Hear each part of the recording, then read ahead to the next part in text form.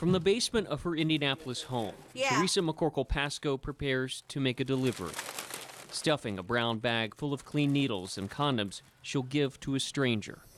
The practice is called harm reduction. As we rode along with Teresa, she gets a text from a user asking about a location to meet up. Advocates say it helps stop the spread of HIV and other diseases among drug users.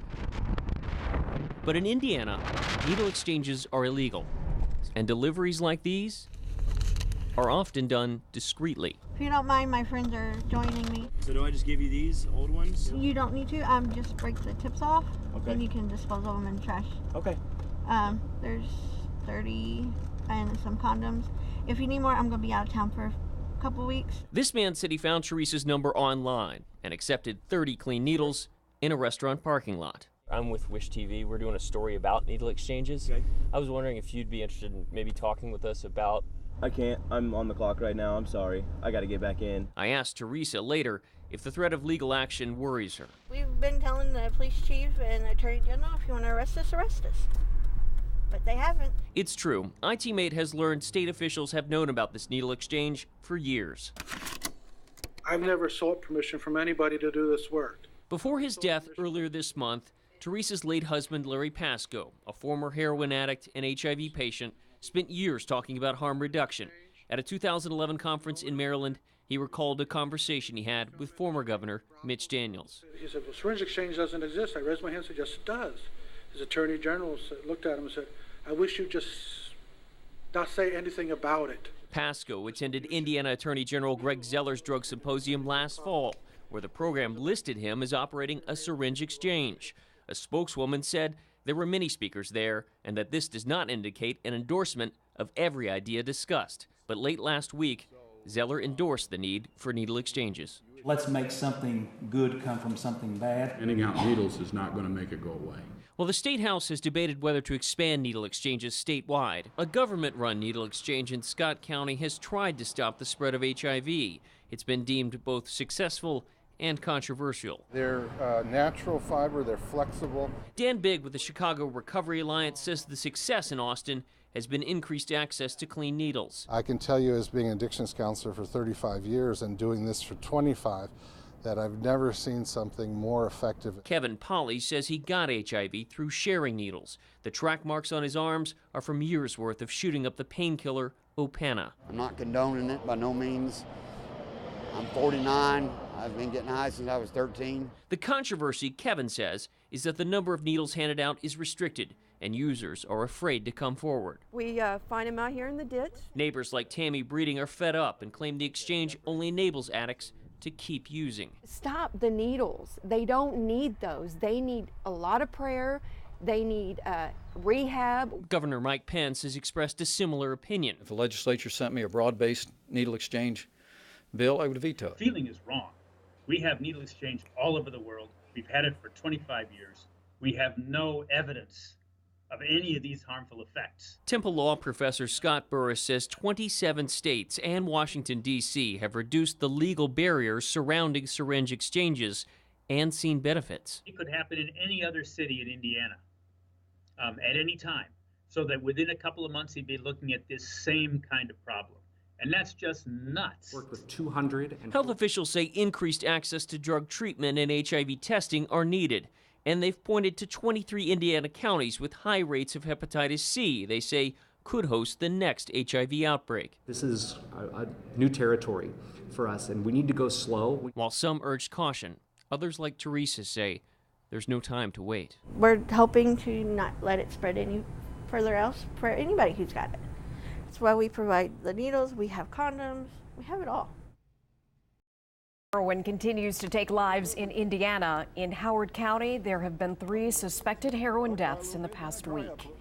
Authorities acknowledge these overdoses have skyrocketed. In tonight's Crime Watch 8, ITMate's Bennett Haeberle has been looking into this problem and the efforts underway to address it. Bennett. Oh, Brooke, a judge has assembled an overdose task force. A Facebook group launched this weekend, but nowhere is the problem illustrated more clearly than with the families of those who died. This is a chance meeting of 2 strangers whose families share the same sad story. I'm sorry for you too, because it ain't easy.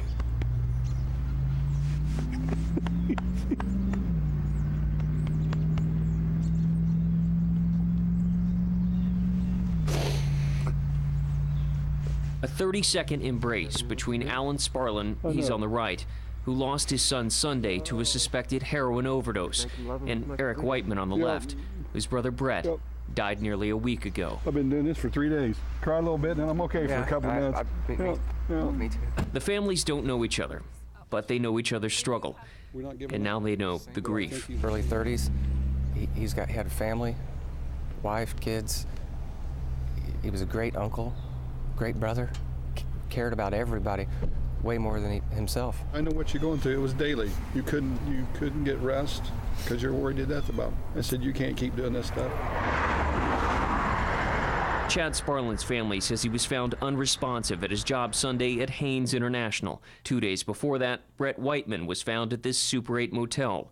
They are 2 of the 3 suspected heroin overdose deaths in Kokomo in the past week. Putting your head in the sand is not going to make it better. That's why I want to get this out there. Kokomo has a problem. America has a problem. Before the fog had lifted in Kokomo, Alan, his wife, and daughter spent the morning looking for burial plots as Eric prepared for his brother's funeral. I grieved a lot before, and I had to act like he wasn't still here. That was the only way I could sleep at night. Susie Stroop has co-founded a Facebook group called the Kokomo Help Team. It launched Saturday and already has 1,300 followers, acting as a resource to get addicts help because she says treatment centers in Indiana are too few, the wait times too long. All that takes time, too much time, and people are dying in the meantime. Howard County Judge Bill Mingus recently created an opiate overdose task force made up of law enforcement, education, and treatment professionals. They've had one meeting. No decisions, just discussions. Hopefully, we're going to come up with a plan that we can better attack substance abuse. These families don't have the answers either, just memories of reaching out to loved ones they couldn't help. I sit every night and talk to them on the porch.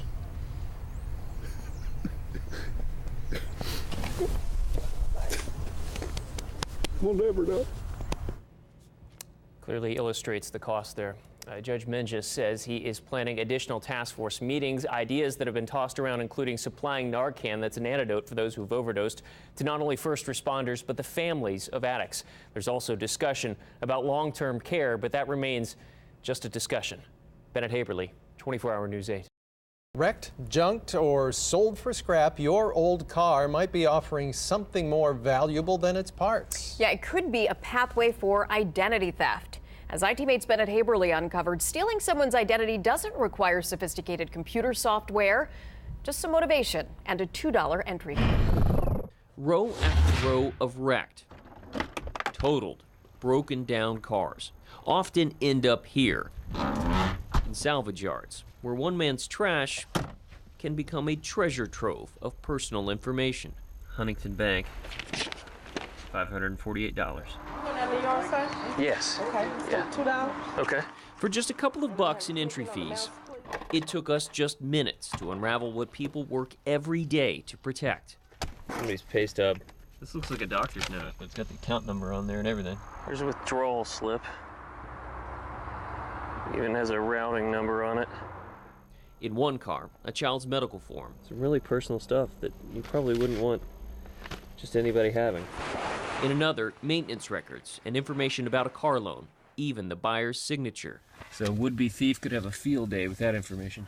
Using a hidden camera, we questioned one of the employees about what we found and their policies. They're supposed to clean out like whatever is left of the trash back here, but normally if it's a little bit of stuff, they don't mess with it. Don't mess with it? Turns out they don't have to. Oh my. Hey guys, after Marion Bennett, County we'll do a Deputy traffic Prosecutor camera. Cindy It's, Ochin looked at the video we recorded. That's a lot of information. That's probably enough information to be able to acquire some kind of identity of that person. She says there's no state law that would require junkyards, tow companies, or insurers to throw out your personal information or prevent someone else from stealing it. There's nothing that prevents them from going through a glove box or looking through that car and picking up a person's identification out of it. And I guess also no law to prevent them from selling that information. Absolutely not, sure. Which is scary. Very scary. We tried calling several people whose identities we did find. Some we couldn't reach, and others didn't want to go on camera. Bye. Sherry, with the exception of Sherry Gilliam, who lives 3 hours away in Tell City. I got your number at a junkyard.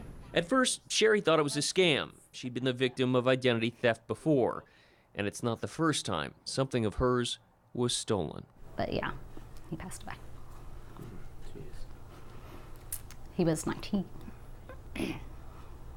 In 2012, Sherry lost her son Wes in a car crash. So when Sherry lost control of her Dodge Caliber last August along Interstate 64 near Leavenworth, fear struck again. She and her younger son Sawyer weren't hurt, just shaken. It sticks hard in your mind.